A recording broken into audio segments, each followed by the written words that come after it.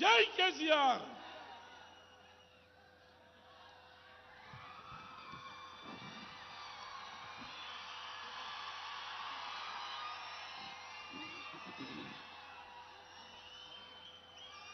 Asifabad MLA గౌరవనీయులు ఆత్రం సక్కు గారు ఈ ఎన్నికల్లో బీఆర్ఎస్ అభ్యర్థి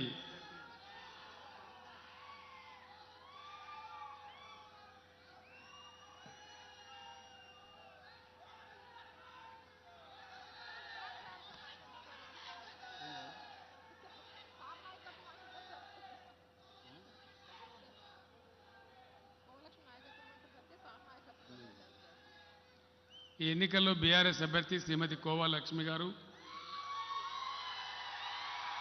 కాగజ్ నగర్ ఎమ్మెల్యే ఆసిఫాబాద్ జిల్లా బీఆర్ఎస్ అధ్యక్షులు శ్రీ కోనప్ప గారు, మాజీ ఎంపీ గౌరవనీయులు నగేష్ గారు, దండే విఠల్ ఎమ్మెల్సీ గారు, అరిగెల నాగేశ్వరరావు గారు,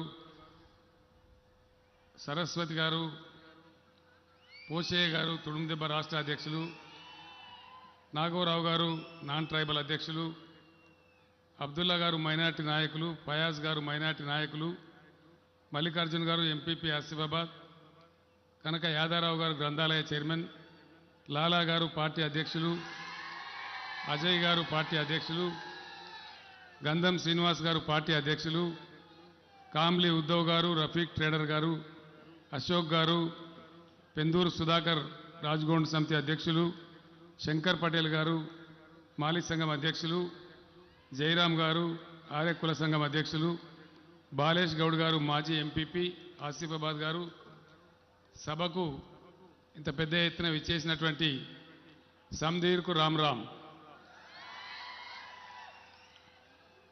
సోదరులారా, ఈసారి మూడోసారి తెలంగాణ రాష్ట్రం వచ్చిన తర్వాత ఎలక్షన్లు జరుగుతూ ఉన్నాయి. మీ అందరినీ కూడా నేను ఒక మాట కోరుతా ఉన్నా. ఎప్పుడు ఎలక్షన్లు వచ్చినా ప్రజాస్వామ్య పరిణతిని ప్రదర్శించి ఆలోచించి విచారించి మీ ఓటు వేయాలి. ఎందుకంటే ఏ దేశంలో అయితే అట్లా జరుగుతున్నదో ఆ దేశాలన్నీ బాగా ముందుకు పోతూ ఉన్నాయి. నేను చెప్పే 4 మాటలు మీ ఊర్లకు పోయిన తర్వాత మీ గ్రామంలో పెద్దలందరితో చర్చించి నిజానిజాలు తేల్చాలి. ఎలక్షన్ వస్తుంది పోతుంది, ఎలక్షన్ తరఫున ఒక్కొక్క మనిషి నిలబడతారు. ఇప్పుడు బీఆర్ఎస్ నుంచి కోవలక్ష్మి గారు ఉన్నారు, కాంగ్రెస్కి ఎవరో ఒక ఆయన ఉంటాడు, బీజేపీ కూడా ఎవరో ఒక ఆయన ఉంటాడు. వీళ్ళ గురించి మంచి చెడ్డలు ఆలోచించాల్సిందే. ఈ వ్యక్తులు ఎటువంటి వాళ్ళు, మంచా చెడ్డనా తప్పకుండా ఆలోచన చేయాలి. అట్లనే దానికంటే ముఖ్యంగా వీళ్ళ వెనుక ఒక పార్టీ ఉంటుంది. 3 పార్టీలని, 3 బీఆర్ఎస్ ఉంది, బీజేపీ ఉంది, కాంగ్రెస్ ఉంది. ఈ పార్టీల చరిత్ర ఏంది అనేది మీరు చూడాలి. పార్టీల నడవడిక ఏంది, వీళ్ళకి అధికారం వస్తే ఏం చేస్తారు, ఎవరి గురించి వీళ్ళు తాపత్రయపడతారు, ఎవరి మంచి కోరుతారు, రైతుల కోసం ఏం చేస్తారు, పేదల కోసం ఏం చేస్తారు, గిరిజనుల కోసం ఏం చేస్తారు, ముస్లిం మైనార్టీల కోసం ఏం చేస్తారు, వీళ్ళ నడవడిక ఏంది అనేది ఒకసారి విచారించి మీరు ఓటు వేయాలని చెప్పి నేను కోరుతా ఉన్నా. ఎందుకంటే మనం ప్రజాస్వామ్య దేశంలో ప్రజల దగ్గర ఉండే ఒకటే ఒక ఆయుధం మీ యొక్క ఓటు. ఆ ఓటు ఆషామాషిగా వేయద్దు, ఎవరో చెప్పినని వేయద్దు. ఎందుకంటే రాబోయే 5 సంవత్సరాల మీ భవిష్యత్తును, మీ తలరాతను రాస్తుంది మీ సొంత ఓటు. అందుకే చాలా జాగ్రత్తగా ఆలోచించి వేయాలి. ఇది అభ్యర్థిని చూడాలి, అభ్యర్థి వెనకాల ఉన్నటువంటి పార్టీని కూడా చూసి మీరు నిర్ణయం తీసుకుంటే మంచి న్యాయం జరిగే అవకాశం ఉంటుంది. ప్రజలందరికీ కూడా సమాజానికి లాభం జరిగే అవకాశం ఉంటుంది. ఆషామాషిగా ఓటేస్తే 5 సంవత్సరాలు చెడిపోయేటువంటి అవకాశం కూడా ఉంటుంది. మీ అందరికీ తెలుసు, బీఆర్ఎస్ పార్టీ పుట్టిందే తెలంగాణ ప్రజల హక్కుల కోసం, తెలంగాణ రాష్ట్రాన్ని సాధించడం కోసం. 14 సంవత్సరాలు తిరుగులేని పోరాటం చేసి చివరికి వాళ్ళు కాంగ్రెస్ వాళ్ళు మొండికేసి మనల్ని మోసం చేసే ప్రయత్నం ఉంటే కేసీఆర్ సచ్చుడో తెలంగాణ వచ్చుడో ఏదో ఒకటి తేలాలని ఆమరణ దీక్ష చేసి మనం అందరం కలిసి కొట్లాడితే మన రాష్ట్రం మనకు సాకారమైంది. ఈ 10 సంవత్సరాల నుంచి ప్రభుత్వం జరుగుతూ ఉంది. మీ అందరిని కూడా కోరేది, బాబు అనద్ద సైలెంట్గా ఉండాలి. మీటింగ్ తర్వాత మాట్లాడదాం. కాంగ్రెస్ చరిత్ర కూడా మీరు చూసినారు. 50 ఏండ్లు ఈ దేశాన్ని పరిపాలించింది కాంగ్రెస్ పార్టీ. ఇక్కడ రాష్ట్రంలో, అక్కడ దేశంలో కూడా. వాళ్ళు ఏం చేసినారో మీకు తెలుసు. వాళ్ళ కాలంలో, ఇప్పుడు బీఆర్ఎస్ కాలంలో ఏం జరిగిందో మీ అందరికీ తెలుసు. దయచేసి నేను మిమ్మల్ని అందరినీ కోరేది, ఈ రెండింటిని బేరీజు వేసి ఏది నిజమైనటువంటిది, ఏది మంచిది అనేది ఆలోచించి మీరు నిర్ణయం చేస్తే చాలా బాగుంటుంది. ఈ విషయాలు మీ గ్రామాలలో చర్చ పెట్టాలని చెప్పి నేను మిమ్మల్ని కోరుతా ఉన్నా. తెలంగాణ రాష్ట్రం కాకపోతే మనకి ఇలా ఆసిఫాబాద్ జిల్లా కూడా కాకపోవు. ఎన్నో ప్రయత్నాలు చేసినా ఎవ్వరు కూడా ఆసిఫాబాద్ జిల్లా చేయలే. మీరు కూడా ఎవ్వరు అనుకోలే ఈ మారుమూల ప్రాంతంలో ఇక్కడ ఆసిఫాబాద్ జిల్లా ఇద్దని కలలు కూడా ఎవరు అనుకోలే. కానీ ఇలా బీఆర్ఎస్ గవర్నమెంట్ ఉంది కాబట్టి, గిరిజన బిడ్డలకు న్యాయం జరగాలి కాబట్టి, పేద వర్గాలకు న్యాయం జరగాలి కాబట్టి ఈ మారుమూల ప్రాంతాన్ని జిల్లా చేసినట్టయితే ఇలా ప్రభుత్వమే మీ ముందర ఉన్నట్టుంటుంది కాబట్టి ఆ విధంగా ఇలా ఆసిఫాబాద్ జిల్లా అయింది. మీరందరూ చూస్తుండగా బ్రహ్మాండమైన కలెక్టరేట్ కట్టుకున్నాం, బ్రహ్మాండమైన ఎస్పీ ఆఫీస్ కట్టుకున్నాం. అది నేనే మొన్న వచ్చి ఇనాగరేషన్ కూడా చేసిన మీ అందరికీ తెలుసు. ఆ విధంగా ఆసిఫాబాద్ జిల్లా కావడంతో ఇక్కడ మరొక మంచి మేలు జరిగింది. గతంలో పేపర్లలో చాలా వార్తలు వచ్చేది. వర్షాకాలం వచ్చిందంటే గుట్ట మీద గూడెం, గుట్ట కింద వాగుల నీళ్లు, ఆ చెలిమెలల్లా కలుషితమైన నీళ్లు దాగి మన్యం పట్టిన మంచం పట్టిన మన్యం అని చెప్పి వార్తలు వచ్చేది. అంటురోగాలతో చాలామంది చనిపోయేది ఆ కలుషితమైన నీళ్లు దాగి. ఈరోజు ఆ బాధ పోయింది. ఎవరు కూడా కలలో ఊహించలే ఆదిలాబాద్లో, ఆసిఫాబాద్లో మెడికల్ కాలేజీ వస్తుందని ఎవరు అనుకోలే. ఈరోజు ఆసిఫాబాద్లో మెడికల్ కాలేజీ రావడం, మెడికల్ కాలేజీతో పాటు వందలాది పడకలు ఉండేటువంటి మంచి హాస్పిటల్ రావడం, ఇక్కడ మన్యం బిడ్డలందరికీ కూడా మంచి జరిగిందని నేను మనవి చేస్తా ఉన్నా. తెలంగాణ కోసం పోరాటం చేసిన మహాయోధుడు, జల్ జంగల్ జమీన్ నినాదం ఇచ్చి కొట్లాడినటువంటి మహాయోధుడు మన కొమురం భీం. కొమురం భీం పేరు మీద అందుకే ఆసిఫాబాద్ జిల్లాకు కొమురం భీం ఆసిఫాబాద్ జిల్లా అని చెప్పి నేనే పేరు పెట్టిన కావాలని చెప్పి. మీ అందరికీ కూడా తెలుసా విషయం. కొమురం భీం యొక్క పోరాటం చేసిన స్థలం కిరమరి ఘాట్స్లో ఏ గవర్నమెంట్ కూడా పట్టించుకోలే. ఎలక్షన్ తర్వాత 2014 తర్వాత అక్కడికి స్వయంగా నేనే వచ్చి కొమురం భీం గారికి బ్రహ్మాండమైనటువంటి స్మారక చిహ్నాన్ని కూడా మనం అక్కడ నిర్మాణం చేసుకున్నాం. ఇలా జిల్లా పేరు కూడా పెట్టుకున్నాం. ఇవన్నీ కూడా మీ కళ్ళ ముందున్న విషయాలు, ఇవన్నీ కూడా జరిగినాయి. మిమ్మల్ని ఒకటే మాట నేను కోరుతా ఉన్నా, పార్టీల చరిత్ర ఆలోచించాలని. కాంగ్రెస్ పార్టీ ఉన్న తెలంగాణను ఊడగొట్టి మనల్ని జబర్దస్తిగా ఆంధ్రాలో కలిపింది. 58 ఏండ్లు అరిగోసపడ్డం మనం. కరువులు, వలసలు, మంచినీళ్ళు లేవు, కరెంటు లేదు, సాగునీళ్ళు లేవు, చాలా బాధపడ్డాం. ఎక్కడ కూడా అభివృద్ధి లేదు. అవన్నీ బాధలు పడ్డాం. బతకబోవుడు, వలసబోవుడు. మహబూబ్ నగర్ లాంటి జిల్లా అయితే లక్షలాది మంది వలసబోవుడు. ఆ విధంగా తిప్పలు పడ్డాం. 58 ఏండ్లు కొట్లాడిన తర్వాత మళ్ళీ మన రాష్ట్రం మనకు వస్తే నిన్నెలం కొంచెం దారి మంచిగా తీసుకొని ముందుకు పోతా ఉన్నాం. అదేవిధంగా కాంగ్రెస్ పరిపాలనలో ఏమేం జరిగిందో, ఎటువంటి అరాచకాలు జరిగినా మీరు చూసినారు. బీఆర్ఎస్ వచ్చిన తర్వాత ఈ జిల్లాలో, ఆసిఫాబాద్ జిల్లాలో చాలా పెద్ద ఎత్తున వేలాది ఎకరాల భూమి, పోడు భూములు పట్టాలు పంచినాం ప్రజలందరికీ కూడా. ఒక ఆసిఫాబాద్ నియోజకవర్గంలోనే 47,000 ఎకరాల పైచిలకు మనం పోడు పట్టాలు ఇచ్చుకున్నాం. పోడు పట్టాలు ఇవ్వడమే కాదు, ఇమీడియట్గా రైతు బంధు కూడా పెట్టుకున్నాం, రైతు బీమా కూడా చేసుకున్నాం. ఇంతకుముందు కోనప్ప గారు నాకు చెప్తా ఉన్నారు, కాగజ్ నగర్లో మీరు పోడు పట్టాలు ఇచ్చి వెంటనే రైతు బీమా కూడా పెడితే ఒక 2 గిరిజనులు చనిపోతే వాళ్ళకి చెరే 5 లక్షల రూపాయలు వచ్చినాయని చెప్పి కోనప్ప గారు చెప్తా ఉన్నారు. వాళ్ళకు 3 ఫేజ్ కరెంటు కూడా ఎక్కడెక్కడైతే మారుమూల ప్రాంతాలలో 3 ఫేజ్ కరెంట్ లేదో ఆ కరెంటు సదుపాయం కూడా కల్పిస్తూ ఉన్నాం. చాలా వరకు కంప్లీట్ అయింది.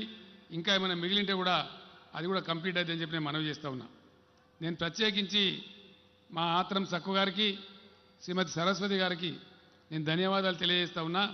సరస్వతి ఈ మధ్యనే పార్టీలోకి వచ్చింది. సక్కు గారు కూడా ఎమ్మెల్యేగా ఉండి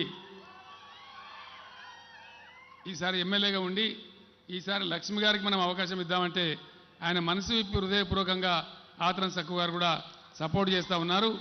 వారికి కూడా నా పక్షాన నేను ధన్యవాదాలు తెలియజేస్తా ఉన్నా. ఈరోజు కాంగ్రెస్ పార్టీ గతంలో చేసిన అన్యాయం కాకుండా ఇలా వాళ్ళు మాట్లాడుతూ ఉన్నారు. కేసీఆర్ వేస్ట్ చేస్తూ ఉన్న డబ్బులన్నీ ప్రజలు కట్టిన ట్యాక్స్ డబ్బులు రైతు బంధు పెట్టి రైతులకు ఇస్తూ ఉన్నాడు, అనవసరంగా అవసరం లేదు అని చెప్తా ఉన్నారు. మాజీ పిసిసి అధ్యక్షుడు ఉత్తమ్ కుమార్ రెడ్డి స్వయంగా చెప్తా ఉన్నాడు. మరి రైతు బంధు దుబారానా రైతు బంధు ఉండన్నా ఉంటుంది. మీరందరూ సహకరిస్తే మళ్ళా లక్ష్మి గారిని గెలిపిస్తే తప్పకుండా ఉంటుంది. 10,000 రైతు బంధు 16,000కు పెరుగుతుందని చెప్పి నేను మీకు హామీ ఇస్తా ఉన్నా. ఇలా 10,000 ఉంది, రేపు 16,000 కాబోతా ఉంది రైతు బంధు అని మీకు నేను తెలియజేస్తా ఉన్నా. అదేవిధంగా ఇంకొక ఆయన ఇప్పుడున్న పిసిసి అధ్యక్షుడు చెప్తుండు, కేసీఆర్ 24 గంటలు కరెంట్ ఇచ్చి డబ్బులు వేస్ట్ చేస్తున్నాడు, 3 గంటలు ఇస్తే సరిపోతుందని చెప్తున్నాడు. సరిపోతుందా 3 గంటలు? వినబడతలేదు. ఎన్ని గంటలు ఉండాలా? 24 గంటలు ఉండాలి. 24 గంటలు ఉండాలంటే ఒకసారి చేయలేబట్టాలి అందరూ. నేను ఎక్కడ అడిగినా కూడా ఇదే స్పందన వస్తూ ఉంది. ఈ విధంగానే చెప్తా ఉన్నారు. కానీ వాళ్ళు మాత్రం ఆ విధంగా మాట్లాడుతున్నారు. ఇంకొక మాట కూడా మీకు చెప్పాలి. ధరణి పోర్టల్ తెచ్చినాం. ధరణి పోర్టల్ ద్వారా భూములకు రికార్డులకు ఇబ్బంది లేకుండా పోయింది. ఇలా రిజిస్ట్రేషన్ చేసుకుంటే 15 నిమిషాలు అయిపోతూ ఉంది. పట్టా చేసుకుంటే కూడా పావు గంట లోపల అయిపోతూ ఉంది. గతంలో ఈ పరిస్థితి లేదు. ఇలా ధరణి పోర్టల్ వచ్చింది కాబట్టి రైతుల భూములు ఎవడు హేరాపేరు చేసే పరిస్థితి లేదు. ధరణి పోర్టల్ ఉంది. దానివల్ల ఏం జరుగుతూ ఉంది? మేము అక్కడ హైదరాబాదులో రైతు బంధు విడుదల చేస్తూ ఉన్నాం. ఏమైతుంది? మీకు టింగుమని మీ సెల్ ఫోన్లు మోగుతున్నాయి. మీరు చూసుకుంటే మీకు బ్రహ్మాండంగా డబ్బులు పడుతున్నాయి. అదేవిధంగా రైతు బీమా కూడా ఎవరైనా అదృష్టం లేక చచ్చిపోతే వారం 10 రోజులలో వాళ్ళకి ఆటోమేటిక్గా వాళ్ళ బ్యాంకులో డబ్బులు వస్తూ ఉన్నాయి. వడ్లు తపన మీ దగ్గర మేము కొంటే ప్రభుత్వం కొన్నకాడ డబ్బులు కూడా మీ బ్యాంక్ ఖాతాలకు వస్తున్నాయి. మరి కాంగ్రెస్ పార్టీ ధరని తీసేస్తామంటే రేపు రైతు బంధు ఎట్లా వస్తుంది? మీరు ఆలోచన చేయాలి. ఏ విధంగా వస్తుంది అంటే మళ్ళా విఆర్ఓలు, మళ్ళా ఎంఆర్ఓలు, మళ్ళా పానీ నకళ్ళు, అగ్రికల్చర్ ఆఫీసర్ల సర్టిఫికెట్లు అడుగుతారు మిమ్మల్ని. నీది ఎన్ని ఎకరాలు? నాది 8 ఎకరాలు. ఎంత వస్తుంది రైతు బంధు? 80,000 వస్తుంది ఏడాదికి. 80,000లో 30,000 లావు అంటాడు, నాకు అంటాడు. మళ్ళీ మొదటికి దళారుల రాజ్యమేనా?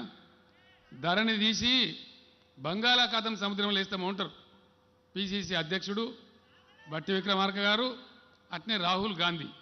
ఆయనకి ఏం తెలుస్తుందో ఏం తెలియదో నాకు తెలియదు. ఆయన నన్ను వ్యవసాయం చేసిండా ఇద్దరికైనా ఆయన కూడా మాట్లాడుతుండు. మరి ఏం చేయాలి మనం ఇప్పుడు?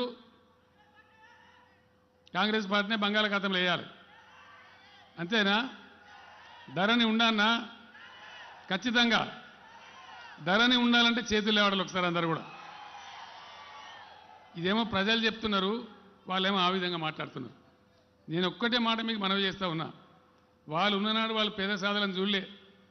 పెన్షన్ ఇచ్చిండ్రు, ఎంత ఇచ్చిండ్రు? 200 రూపాయలు ఇచ్చిండ్రు. 70 రూపాయలు ఉండే, 40 రూపాయలు ఉండే, లాస్ట్కు 200 చేసిండ్రు. బీఆర్ఎస్ గవర్నమెంటే పెన్షన్ ఈరోజు ముందు 1000 చేసింది, తర్వాత 2000 చేసింది. నేను మొన్ననే ప్రకటించిన మార్చి నుంచి ఈ మార్చి అయిపోతే ఈ ఎలక్షన్లు గెలిచిన తర్వాత 3,000 రూపాయలు అవుతుంది పెన్షన్. సంవత్సరానికి 500 పెరుక్కుంటూ ఈ 5 ఏళ్లలో 5,000 రూపాయల పెన్షన్ అవుతుంది. ఇది మంచిదే కదా? ఈ విధంగా ఏదో తమాషకి ఇచ్చినట్టు పొట్టు పెట్టినట్టు 100, 200, 70, 40 ఇచ్చారు తప్ప పేదలకు కొద్దిగా ఆదుకోవాలనే ఆలోచన కాంగ్రెస్ వాళ్ళు కానీ వేరే వాళ్ళు కానీ చేయలే. రైతు బంధు కానీ, రైతు బీమా కానీ, కరెంటు కానీ, ప్రాజెక్టుల నీటి తీరువ లేకుండా ఇవ్వడం కానీ, ఇటువంటి అనేక కార్యక్రమాలు చేసుకున్నాం. ఎవరైనా పేదింటి బిడ్డల పెళ్లిళ్ళు అయితే 1,00,000 రూపాయలు వస్తున్నాయి కళ్యాణ లక్ష్మి ద్వారా. ఈ కార్యక్రమాలన్నీ గతంలో ఎందుకు చేయలేదు? వాళ్ళు చేసే ఉద్దేశం లేదు. ఈ ఏరియాలో వాగుల మీద చెక్ డ్యాములు కట్టుకున్నాం, చెరువులు బాగా చేసుకున్నాం. మిషన్ కాకతీయ కింద భూగర్భ జలం పెరిగింది, కరెంటు మంచిగా ఉంటుంది, రైతులు బ్రహ్మాండంగా పంటలు పండిస్తూ ఉన్నారు, సస్యశ్యామలం అవుతూ ఉంది. ఇలా తెలంగాణ రాష్ట్రం 3 కోట్ల టన్నుల ధాన్యం పండిస్తూ ఉంది. అందుకే ఒక నిర్ణయం చేసినాం, ఇంత వడ్లు పండించేటువంటి రాష్ట్రం ఎందుకు పేదలకు మనం సన్న బియ్యం ఇయ్యద్దు? వచ్చే మార్చి తర్వాత 93 లక్షల రేషన్ కార్డుదారులందరికీ కూడా సన్న బియ్యమే పంపిస్తామని మనవి చేస్తా ఉన్నా. ఈ రకంగా కొత్త మేనిఫెస్టో ఇక్కడ ఎమ్మెల్యే గారు లక్ష్మి గారు మీకు ఇంటింటికి పంపుతా ఉన్నారు. మీరు చూడండి బీఆర్ఎస్ పెట్టినటువంటి కొత్త మేనిఫెస్టో, దానిలో ఏమేం చెప్పినాం ఆ వాగ్దానాలను కూడా చూడండి. ఆ రకంగా మంచి కార్యక్రమాలు చేస్తూ గిరిజనులకు కూడా అన్ని విధాలు చేస్తూ ఉన్నాం. ఇక్కడ నేను ఒకటే మనవి చేస్తూ ఉన్నా, గిరిజనుల కోసం పొడు పట్టాలు ఇచ్చినాం. ఎవరైతే గిరిజనులు కాని వాళ్ళు ఉన్నారో వాళ్ళు కూడా ఎదురు చూస్తూ ఉన్నారు. తప్పకుండా ఈ టర్మ్లో వాళ్ళకు కూడా మంజూరు చేస్తామని చెప్పి నేను మనవి చేస్తూ ఉన్నా. అదేవిధంగా ఇక్కడ ఆర్ఏ కులస్తులు ఉన్నారు, మాలీ కులస్తులు ఉన్నారు. ఆర్ఏ కులస్తులకు ఓబీసీ కావాలని చెప్పి వాళ్ళు అడుగుతూ ఉన్నారు. అది రావడం లేదు. తప్పకుండా దాని గురించి ఫైట్ చేస్తామని చెప్పి వాళ్ళ సంక్షేమాన్ని పట్టించుకుంటామని నేను మనవి చేస్తా ఉన్నా. మాలీ కులస్తుల విషయంలో కూడా మేము తీర్మానం పంపించినాం, కానీ కేంద్రం పట్టించుకుంటలేదు. నాకు ఇప్పుడే మిత్రుడు ఆక్తరం సక్కు గారు లక్ష్మి గారు కూడా చెప్పినారు. మాలీ కులస్తుల గురించి ఇక్కడ వీళ్ళు 2-3-4 కాన్స్టిట్యూన్సీలలో ఉన్నారు. కాగజ్ నగర్లో ఉన్నారు, ఇక్కడ ఉన్నారు. తప్పకుండా ప్రత్యేకమైనటువంటి కొంత డబ్బు పెట్టి ఆ మాలీ కులస్తుల యొక్క సంక్షేమాన్ని కూడా ప్రత్యేకంగా చేస్తాం, వాళ్ళని కూడా ఆదుకుంటామని చెప్పి నేను మనవి చేస్తా ఉన్నా.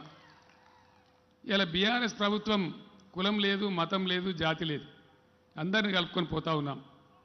आसिफाबाद में जितने भी हमारे मुसलमान भाई बहन हैं, मैं आप तमाम लोगों को सलाम करता हूं और आप लोगों से अदबन गुजारिश करता हूं कि आप लोग यहां कोवा लक्ष्मी जी को जिताइए.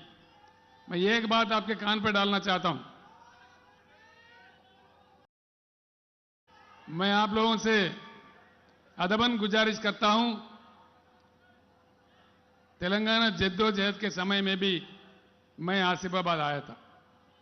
यहां आम जलसा हुए थे, उसमें मैंने तकरीर कहा, भाई तेलंगाना के जंग में नेक है, इंसाफ है, अल्लाह के घर में देर है लेकिन अंधेर नहीं है, और अल्लाह का करम हुआ, हमें तेलंगाना हासिल हुआ. आज हम तरक्की कर रहे, सभी को लेके हम आगे चल रहे, आगे बढ़ रहे. मैं ये एक बात आपको बताना चाहूंगा, हमसे पहले बीआरएस सरकार से पहले 10 साल यहां पे लगातार कांग्रेस पार्टी का हुकूमत था. 10 सालों में उन्होंने माइनॉरिटी वेलफेयर के लिए खर्च किया है सिर्फ 900 करोड़ रुपया पूरे 10 सालों में. ये हिसाब किताब है, असेंबली में है, हर जगह है, आप देख सकते हैं. और इन्हीं 10 सालों में अब बीआरएस सरकार के टाइम में हम लोग 12,000 करोड़ रुपए खर्च किए.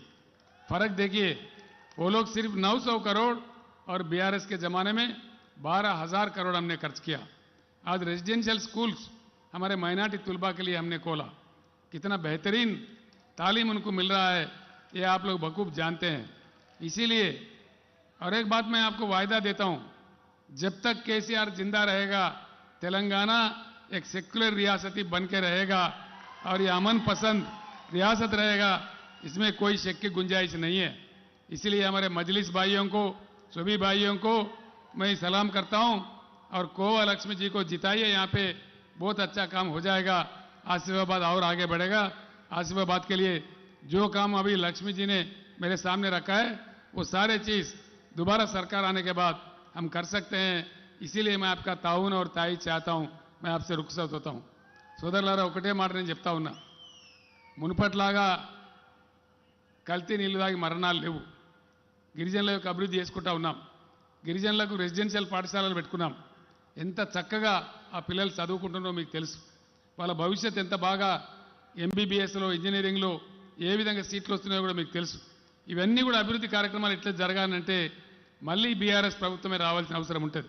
లేకపోతే మళ్ళీ కాంగ్రెస్ అప్పగిస్తే మొత్తం రైతు బంధు రామరామ్, మళ్ళీ పటవారుల రాజ్యం వస్తుంది, మళ్ళీ దళారుల రాజ్యం వస్తుంది, ఆగమైపోయే అవకాశం ఉంటుంది. కాబట్టి మీరు జాగ్రత్తగా ఈ అభివృద్ధి చెందుతున్న తెలంగాణ ఇదే విధంగా అభివృద్ధి చెందాలి. కాబట్టి బీఆర్ఎస్ పార్టీ తరఫున నిలబడ్డ లక్ష్మి గారిని భారీ మేయాడుతో గెలిపించాలని చెప్పి నేను కోరుతా ఉన్నా. మరొకసారి శ్రీమతి సరస్వతి గారికి నేను హామీ ఇస్తా ఉన్నా, తనకు కూడా మంచి చక్కటి రాజకీయ భవిష్యత్తు ఏర్పాటు చేస్తాం. అట్లనే ఆత్రం సక్కు గారికి కూడా ఆయనకు లభించే స్థానం ఆయనకు లభిస్తుంది, ఆయనకు కూడా గౌరవం దొరుకుతుంది. కాబట్టి అందరూ కలిసి పనిచేసి బ్రహ్మాండమైనటువంటి నాగేష్ గారు ఉన్నారు, ఆయన గురించి ప్రత్యేకంగా చెప్పే అవసరం లేదు. సో ఆ విధంగా అందరు కలిసి బ్రహ్మాండమైన విజయం సాధించాలని చెప్పి నేను కోరుతూ మీ దగ్గర సెలవు తీసుకుంటా ఉన్నా. జై తెలంగాణ, జై తెలంగాణ. కారు గుర్తుకే, కారు గుర్తుకే. జై తెలంగాణ. ధన్యవాదాలు.